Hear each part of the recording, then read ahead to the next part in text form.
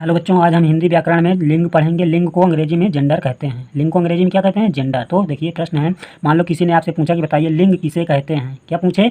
लिंग किसे कहते हैं। तो क्या बताओगे? तो देखो उत्तर है इसका, संज्ञा के जिस रूप से उसके पुरुष या स्त्री जाति के होने का बोध मतलब जानकारी हो उसे लिंग कहते हैं। समझ में आ गया? नहीं समझ में आया? फिर से एक बार देखिए, संज्ञा के जिस रूप से उसके पुरुष जाति या स्त्री जाति के होने का बोध मतलब जानकारी हो या पता चले उसे लिंग कहते हैं। समझ में आ गया? नहीं समझ में आया? फिर से वीडियो पीछे कीजिए, फिर से देखिए, समझ में आएगा। ठीक है, तो देखो दूसरा प्रश्न है, मान लो किसी ने आपसे पूछा कि बताइए हिंदी में लिंग के कितने भेद होते हैं। ठीक है, या ऐसे भी पूछ सकता है कि हिंदी में लिंग के कितने प्रकार होते हैं। तो उत्तर देखो, हिंदी में लिंग के 2 भेद होते हैं, या ऐसे बता दो कि हिंदी में लिंग के 2 प्रकार होते हैं। समझ में आ गया?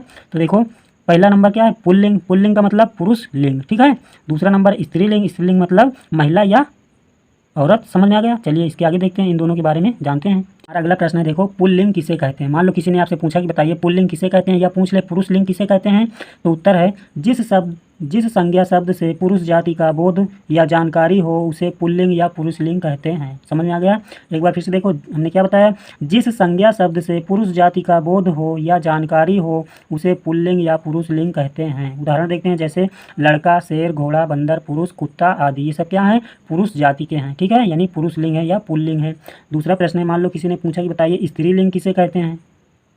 क्या पूछ ले कि स्त्रीलिंग किसे कहते हैं। तो क्या बताओगे? उत्तर है, जिस संज्ञा शब्द से स्त्री जाति का बोध हो या जानकारी होता है उसे स्त्रीलिंग कहते हैं। आया समझ में? हमने क्या बताया? जिस संज्ञा शब्द से स्त्री जाति का बोध होता है या जानकारी होता है उसे स्त्रीलिंग कहते हैं। जैसे उदाहरण देखो बच्चों, जैसे लड़की, शेरनी, घोड़ी, नारी आदि।